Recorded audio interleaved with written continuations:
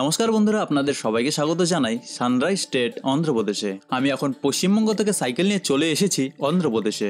আশা করছি আমার এই যাত্রার ভিডিও আপনারা দেখেছেন এবং ভিডিওগুলিকে বেশি থেকে বেশি লাইক কমেন্ট শেয়ার করেছেন। তো অন্ধ্রপ্রদেশের থেকে আমি এখন যাচ্ছি ভারতের শেষ প্রান্ত কন্যাকুমারীর দিকে। কালকের দিনটা পুরোপুরি রেস্ট নেওয়ার পর আজকে আমি লজ থেকে সকাল 5টায় বেরিয়ে আসলাম, কারণ একটু পরে রোদ উঠবে, তাতে সাইকেল চালানো সম্ভব হয়ে ওঠে না। তাই রোদ ওঠার আগে যতটা সম্ভব ততটা সাইকেল চালিয়ে নেব। অন্ধ্রপ্রদেশে আসার পর এদিকে পাহাড়, ওদিকে পাহাড়, এদিকে পাহাড় এবং মাঝখান দিয়ে রোডটি বেয়ে যায়। মাঝে মধ্যে বাড়িঘর এবং কিছু মানুষজনের সঙ্গে দেখা হয়ে যায়। তার মধ্যে বেশিরভাগ লোকেদের সঙ্গে ভাষার জন্য কথা বলা সম্ভব হয়ে ওঠে না।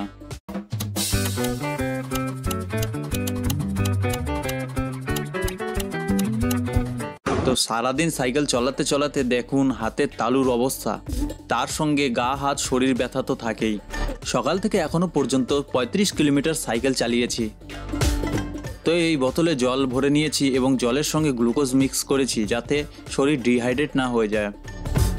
এখন এই হোটেলে আছি। সকালের খাবারের জন্য চলে এসেছে ইডলি। তো বন্ধুরা, যতই কিছু বলুন, বাইরের খাবার বাইরেরই খাবার হয় এবং বাড়ির খাবার বাড়িরই খাবার হয়, তা বাইরে আসার পর বোঝা যায়।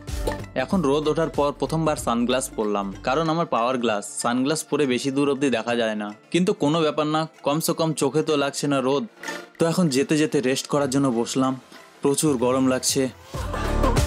এখন দেখা হলো দুজন দাদার সঙ্গে।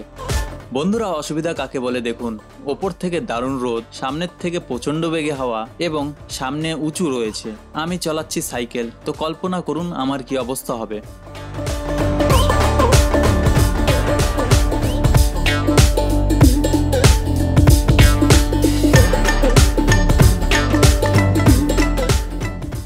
রোডে জায়গায় জায়গায় স্পিড লিমিটার লাগানো আছে। বন্ধুরা, এখন দুপুর 12টা বাজে এবং সকাল থেকে এখন অবধি 53 কিলোমিটার সাইকেল চালিয়ে ফেলেছি। এখন খিদেও পেয়ে গেছে প্রচুর এবং সামনে থেকে প্রচুর হাওয়া বইছে। মেন সমস্যা হচ্ছে একটাই, রোদ তবু সহ্য করা যায়, কিন্তু সামনে থেকে হাওয়া আসলে সাইকেল শুদ্ধ আমাকেও পেছনের দিকে টানে। তো চলুন সামনে গিয়ে কোনো হোটেলে গিয়ে খাবার খাই এবং রেস্ট করি।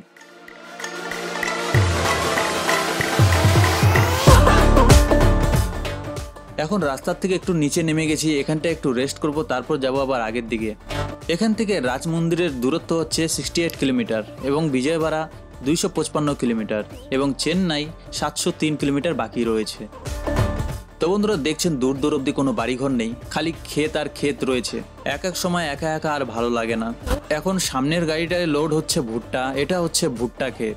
তো বন্ধুরা, কিছুক্ষণ পরে সূর্য ডুবে যাবে এবং রাস্তায় কারোর সঙ্গে দেখা হলো না আজ।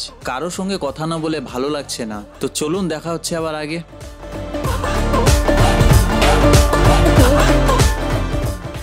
দেখতে পাচ্ছেন আকাশটা পুরো লাল হয়ে গেছে, দেখে খুব সুন্দর লাগছে। এখন এই ভাইয়ের সঙ্গে দেখা হয়েছে, এখানেও সেম প্রবলেম। আমি বুঝতেই পারছি না ভাইয়ের ভাষা এবং ভাই আমার ভাষা বুঝতে পারছে না।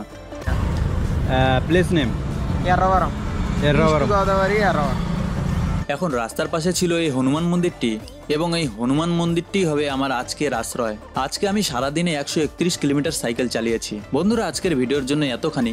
আশা করছি আজকের ভিডিওটি আপনাদের ভালো লেগেছে। ভিডিওটি ভালো লাগলে পরে লাইক কমেন্ট শেয়ার করতে ভুলবেন না। দেখা হচ্ছে আবার আর একটি নতুন সফরের সঙ্গে। আপনার মূল্যবান সময় আমাকে দেওয়ার জন্য ধন্যবাদ।